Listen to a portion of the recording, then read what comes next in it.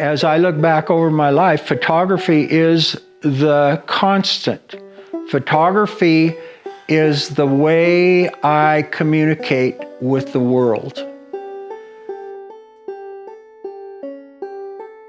I have things I want to say, and photography is my way of saying them. To take that a step further, photography is my way of adding something beautiful to the world, something peaceful. In the case of traditional Indians, something historic, something 10,000, 20,000 years of the history of this land, and then saying something about it. And I get to do that with photography. When I photograph a traditional Indian, this is also what I want to photograph. If you want to correct any of this, correct it. Okay. I see the history of this land, 20,000 years. Okay. I see dignity. I see pride. I see a warrior component. Now there's another side to this. I also see sorrow for everything your people have lost over the last, 200 years? I want every bit of that to be in the picture. So you have to kind of keep those things in your head. This is a warrior concentration. You are looking at an enemy, and you are zero on that guy, and you're not quite like this. You're more like, yeah, okay, hold it right there.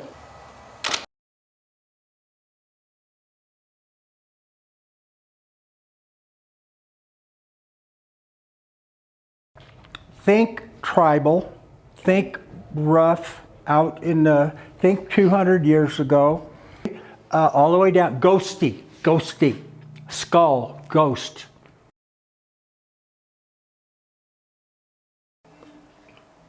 Okay, hold it a second. Oh, man. Dude, come towards me just a hair. Okay. And you were a little bit just kind of going inside yourself. You would close your eyes. Hold it.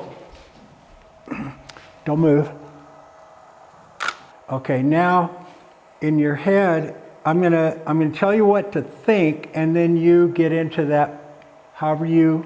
Okay, you're fasting. You're out in the mountains. You've been there a couple days. Your mind is opening to the spirits. You are searching for a vision, probably something to do with helping your people. How do you heal your people? Right here. Perfect. Right here. What do you think of the picture? Didn't I show him? No, but this one. I forget to do that once in a while. The main guy. That kind of surprise. What do you think? How the fuck you, Rob? Okay, you guys are movie guys. What do you think? He likes it. Visual, I do too, visual. yeah. Damn.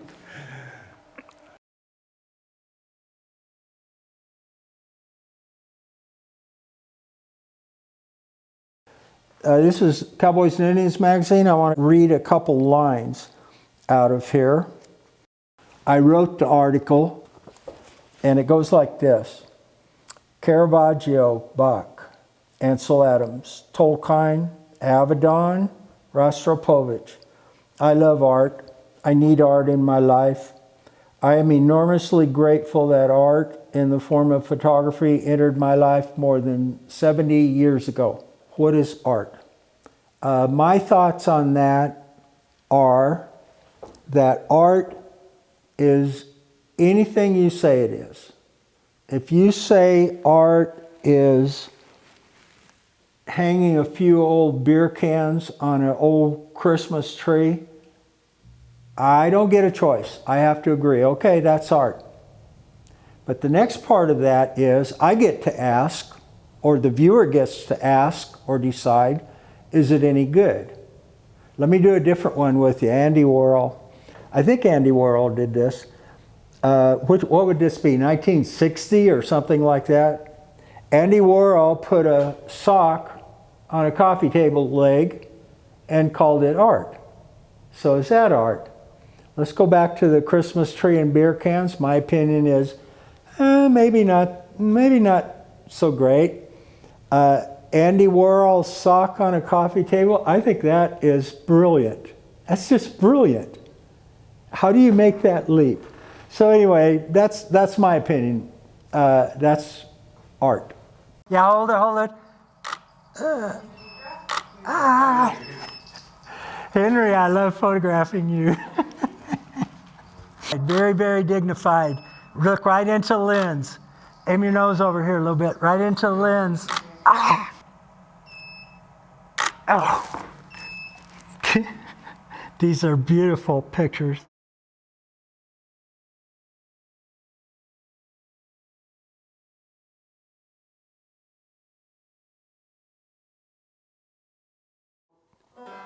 When I'm playing in the morning, part of it is concentration, which is a thing that helps me when I get into a photo session. Concentration. Pay attention. Stay focused. Know where you're going. Know what you're doing. So it helps with that, yeah. But there's another thing. Just the last week or two, I've been trying to put this together. I don't know if I can. Lately, I've been learning Bach's Cello Suite No. 1, Prelude. But as you play those notes that Bach wrote, Bach being Baroque, by the way, you can see or sense the thought system behind the arrangement of those musical notes. So now let me see if I can say that. Bach would arrange different musical tonalities into a composition, that would tell a musical story. There's a flow to it. And I can, as I'm doing this, I can picture Bach sitting around in some dark room with candles, and he probably has some 1650 version of a piano or something. Maybe he has a cello. Maybe he's going. But my guess is a piano, and he's going bong bong bong. He's going like this.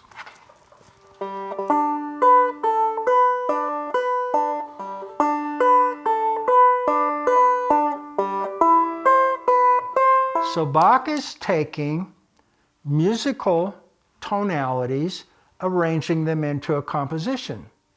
Photographically, given a subject, Bach's subject was cello in this case.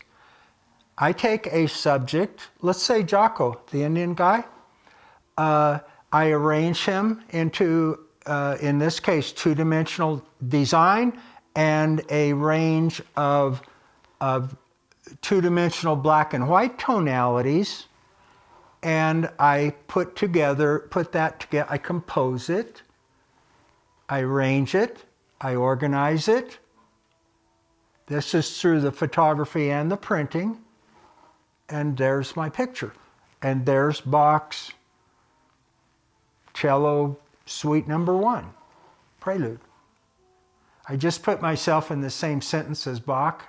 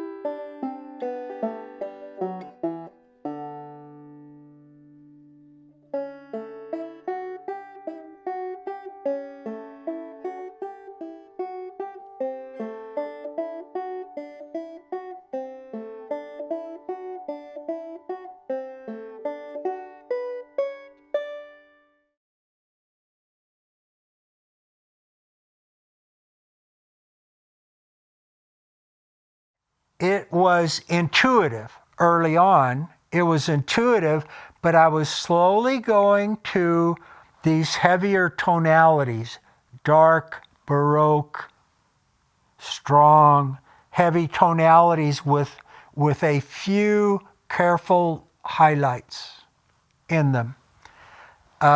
Early on, that was intuitive, but after a few years went by, and I made the connection to Baroque, the Baroque period of painting, which would be very, very roughly 1600 to 1650 or 60, something like that. And I realized that's what I'm doing. That's where I'm going. And from that point on, I did it consciously. And now let's take that final editing, and I know how to do that. And now let's go back to heading into a photo session. I know how to do my fill. I know how to do my main light. I know how to do the background. I know the tonality I want in the background. I know the ratio between my light and my fill. And I'm setting up that raw recording, those pixels. How many pixels? 25 million pixels. I'm setting every one of those things up for my Baroque style of editing when I get it back into a computer. Let me mention John Hoyland here. This is a parallel kind of learning.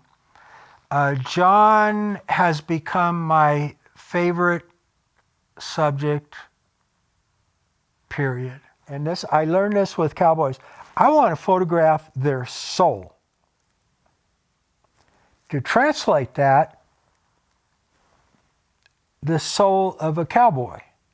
Their soul, yes, but even more than that, the soul of a cowboy. So how do I get there? Well, here's a way to not really get there, in my opinion. Fresh haircut, clean fingernails, nice shave, white shirt, rodeo buckle, of course, Levi's, nice clean Stetson on. That's a Saturday night cowboy. That's a guy that got cleaned up and he's going to go into town Saturday night.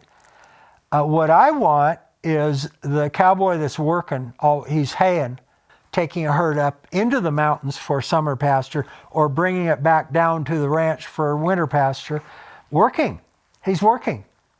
He's not wearing a white shirt. He's not shaved. And so I started asking, now we're back to John. I would tell John before a photo session, this was about after I'd known him 2, 3, 4 years.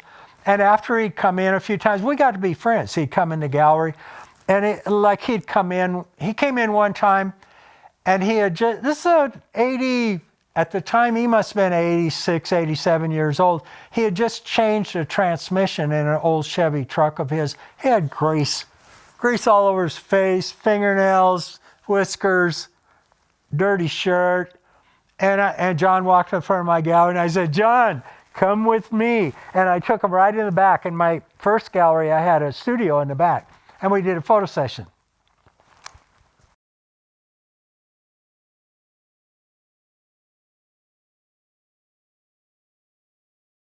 When I would decide I wanted to photograph John, a few days ahead of time, I'd go, John, let's do a photo session. And he'd go, okay.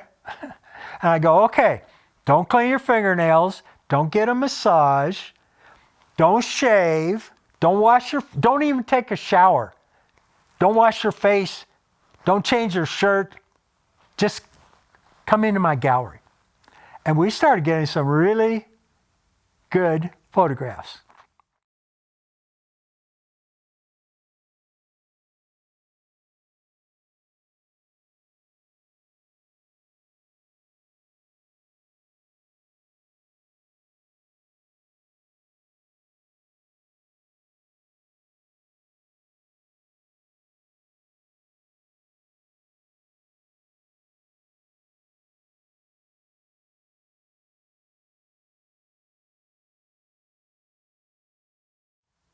I learned, and I learned, and I learned. Now we're back to Van Gogh. Great things come from a number of small things brought together. And I'm paraphrasing Aristotle. Something about excellence is it's the result of a series of good decisions made. Okay, there's a parallel there. They're actually pretty similar. But the point is creativity. Creativity rarely happens in one brilliant epiphany. It happens step at a time. It happens by paying attention, remembering, recording things about, boy, that looked good.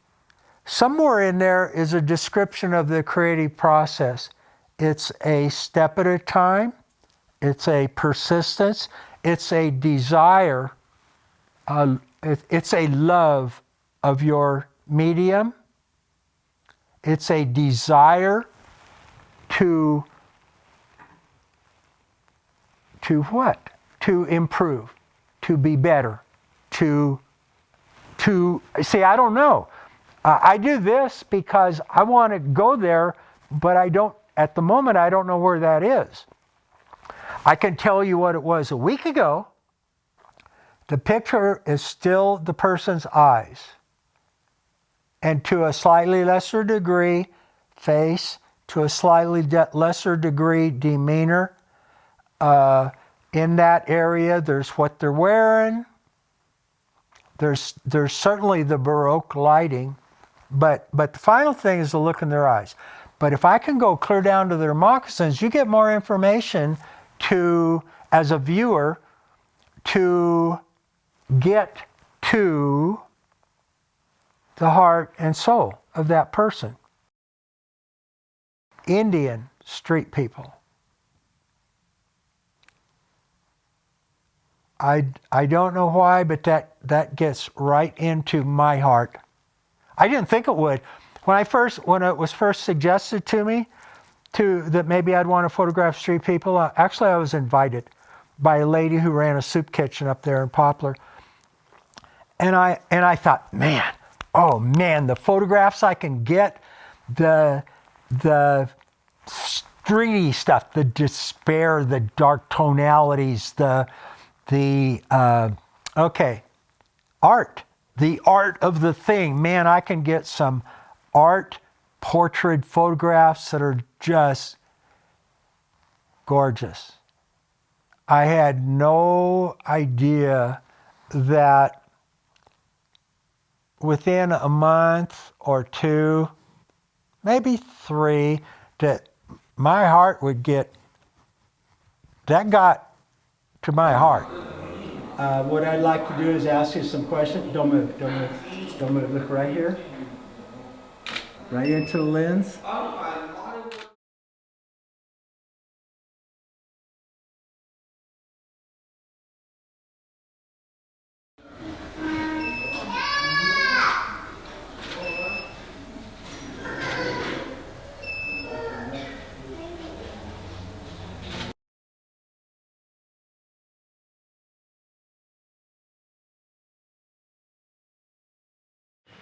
My real name is Agnes Louise Spotted Wolf. I'm from Newtown, North Dakota. I'm Hadassah. My street name is Baby Girl. This book were my pictures in, and I didn't realize I did so, because I was emotional, and Robert captured that, which was cool, because I never let it out. I just kept it with inside me, so. I know I'm scared. But I think that, made me stronger. Made me stronger and appreciate my life and try to do good.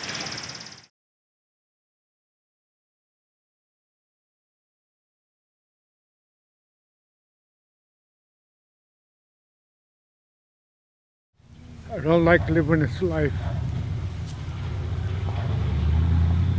but I got tossed into it, so I got to deal with it. I served my country, and I still got kicked out of my house. I don't know, just surprised. They actually got me in the magazine. And that's when I got a black eye too. Some kid came up to me, tried to steal my bottle.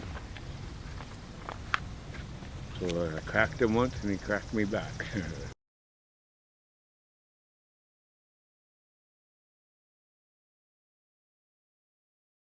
There is a point, a nexus, the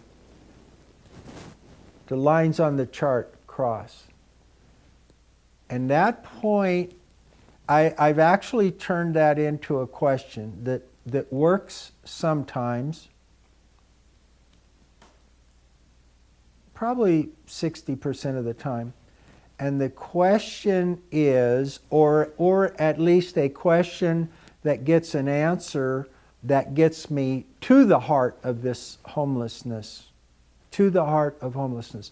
The question is something to the effect of, what is the worst part of being homeless? And almost always, or quite often, the answer goes to their kids being taken away from them. And if it doesn't get quite close enough, at least I get a hint of what is hardest about this whole thing. And I will ask them about that. As I recall, and this was 7, 8, 9, 10 months ago with baby girl, I asked her about her kids. And that's when she did that and she was crying. She had been talking about her mate that died. And then she was talking about her kids, and she went like that and looked up, and there's just tears in her eyes. That point is, with me, contradictory. Because with baby girl or with Anita, they have just taken me, and I have gone down into, as much as I can, as much as I'm capable of, down into the deepest part of homelessness, the hardest part. And so part of me, and I'm not, no way am I trying to say that I am really feeling what they're feeling. I'm not. I'm a white guy. I'm not homeless. On the other hand, to what extent I can, I am voluntarily, I want to go down into homelessness with them. Now, baby girl went like this, looked up, and her eyes are just shiny with tears. And so the photographer part of me is going, that was it, I got it. And the other part of me is going, Jesus Christ. This is, life just is so difficult sometimes. And so there's a dichotomy there. There's the human mind is an amazing, amazing thing. You can carry both those thoughts in your mind at the same time. The depths of despair and the heights of elation, because I just got a killer photograph, that's what I do. Just a great, powerful photograph that'll cause people to cry.